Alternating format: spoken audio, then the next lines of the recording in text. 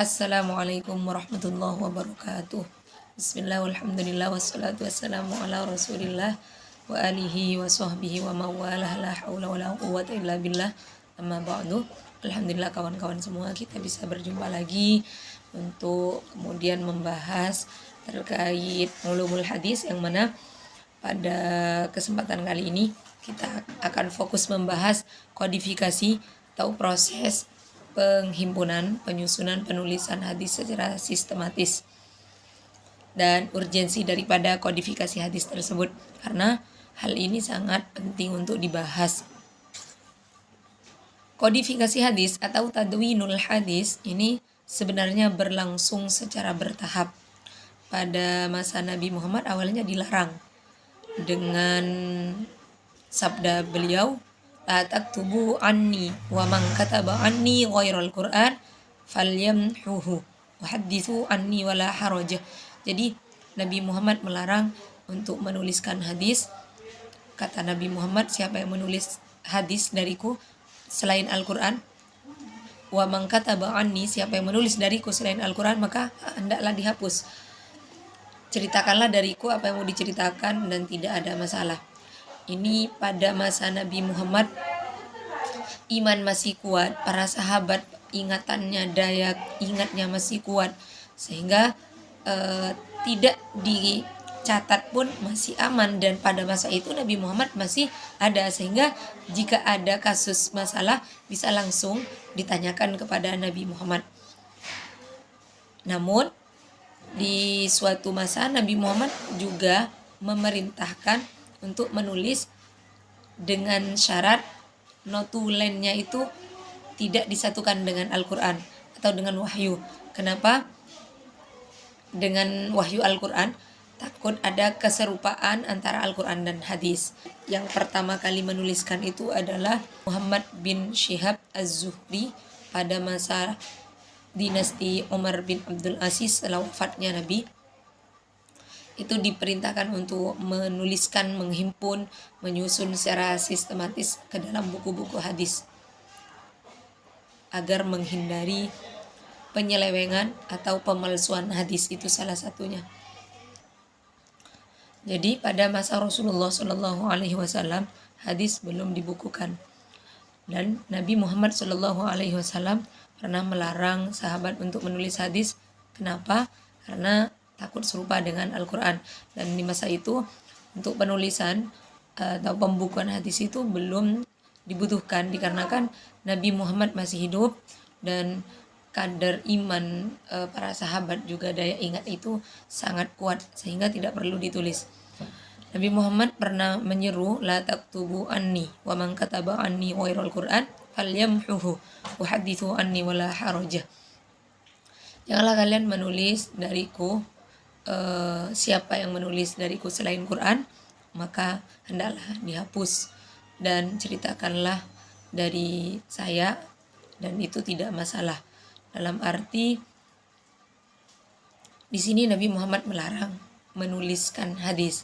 Namun Nabi Muhammad pernah juga memerintah menulis hadis kepada sebagian sahabat, yang mana penulis hadis ini memang beda daripada penulis Al-Quran, agar tidak terjadi keserupaan.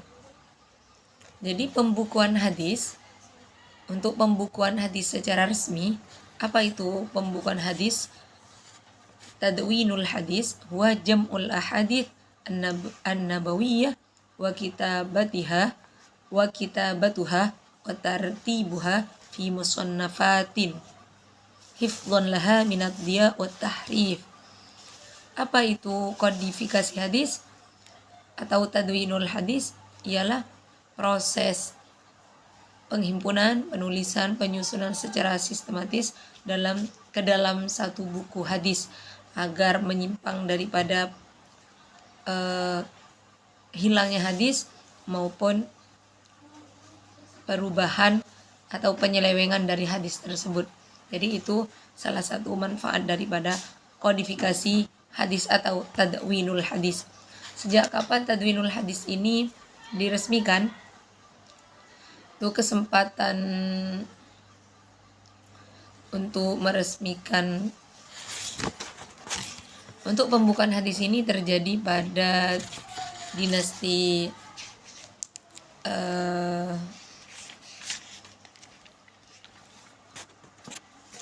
untuk pembukaan ini terjadi saat dinasti Sayyidina Umar bin Abdul Aziz yang membukukan pertama adalah Muhammad bin Syihab Az-Zuhri atas perintah Umar bin Abdul Aziz setelah Nabi Muhammad SAW wafat. Lalu bagaimana untuk bisa memastikan hadis ini sesuai dengan hadis yang disampaikan Rasulullah di masa hidupnya? Jika pada saat hidup Nabi pernah melarang menulis hadis. Di sini dibantah dengan hadis atau riwayat yang mengatakan bahwa Nabi Muhammad SAW pernah memerintahkan untuk menuliskan hadis tersebut.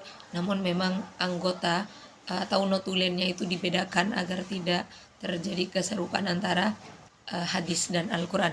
Salah satu daripada yang membukukan adalah Ali bin Abi Thalib, Abdullah bin Umar bin As yang menuliskan, salah satu yang menuliskan hadis pada masa Nabi Muhammad SAW itu adalah Abdullah bin Umar bin As al-Maliki dengan nama As-Safiyah As-Sadiqah. Ada Ali bin Abi Thalib, ada Anas bin Malik, ada Jabir bin Abdullah, ada Samurah bin Jundub, ada Sa'ad bin Ubadah, ada Abu Hurairah. Nah, untuk proses pembukuan secara sistematis sebagaimana yang saya singgung tadi itu terjadi pada dinasti Umar bin Abdul Aziz. Ini sebagaimana diambil dari kitab Minhatul Mu'idh. Setelah Nabi Muhammad SAW wafat, maka Sayyidina Umar bin Abdul Aziz memerintahkan Muhammad bin Syihab Az-Zuhri agar membukukan hadis.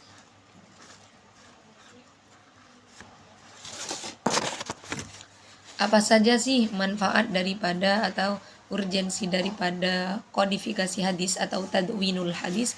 Salah satunya adalah menjaga keaslian hadis. Karena setelah wafat Rasulullah SAW banyak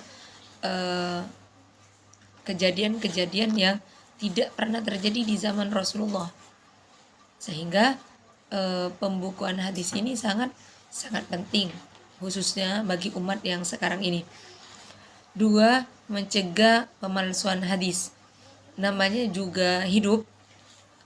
Dalam kalangan kita saja, cerita-cerita yang sampai kepada kita terkadang sudah dimodifikasi. Akhirnya pertama yang menyampaikan 3 kata sampai kepada kita itu 1 kata. Jadi memastikan atau mencegah kepalsuan hadis, ditulislah hadis tersebut. Lalu memudahkan umat Islam mempelajari ilmu hadis. Jika sudah ditulis itu lebih mudah. Karena daya ingat masa ke masa generasinya itu memudar. Mungkin kalau di zaman Nabi itu sekali baca langsung ingat, setelahnya dan setelahnya pasti lebih turun levelnya. Apalagi di zaman sekarang yang sudah era digitalisasi, jika memang tidak dibukukan secara sistematis, otomatis akan dirubah, apalagi dengan AI ya. Jadi itu salah satu daripada manfaat kodifikasi hadis atau membukukan hadis. Menjadi sumber hukum Islam. Jadi hadis sebagaimana yang saya sampaikan pada pertemuan sebelumnya itu adalah menjadi sumber hukum Islam setelah Al-Quran. Dan ini didukung dalam ayat Al-Quran, didukung oleh ayat Al-Quran. Salah satu ayat yang mendukung adalah wa ma atakumur rasulu fakhuduhu wa ma nahakum anhu fantahu. Apa yang disampaikan Rasul hendaklah kalian ambil, sedangkan yang dicegah Rasul hendaklah kalian tinggalkan. Lalu salah satunya juga menjaga keseragaman riwayat. Namanya juga apa yang menjadi sifat Nabi, ucapan Nabi, perbuatan Nabi, dan pengakuan Nabi itu semuanya tercatat hadis sebagaimana definisi yang sudah saya sebutkan, bahwa hadis itu adalah perkataan, perbuatan, takrir atau pernyataan dan sifat yang disandarkan kepada Nabi. Otomatis pasti banyak versi atau banyak riwayat. Jadi untuk menyeragamkan itu dibukukan begitu. Terus menjadi dasar perkembangan hadis. Hadis itu tidak bisa kita artikan letterlek atau tekstual, sehingga dengan dibukukan ulama-ulama bisa istimbat, bisa mencari hukum daripada hadis tersebut lebih mudah daripada kita harus masih mengumpulkan lagi. Jadi kalau sudah terbukukan, tinggal bagaimana kita memahaminya dengan pastinya ilmu-ilmu yang menjadi syarat untuk bisa istimbat daripada hadis tersebut. Karena dalam memahami hadis ini sangat banyak metode-metodenya, bukan sekedar membaca lalu kita paham. Karena dalam hadis itu ada yang melatar belakangi kenapa sih Nabi Muhammad berkata seperti ini, dan kapan masanya, dikhususkan kepada siapa. Jadi dengan dikumpulkannya hadis ini lebih memudahkan ulama untuk kemudian mempelajari lebih dalam maksud daripada hadis tersebut. Baik kawan-kawan semua,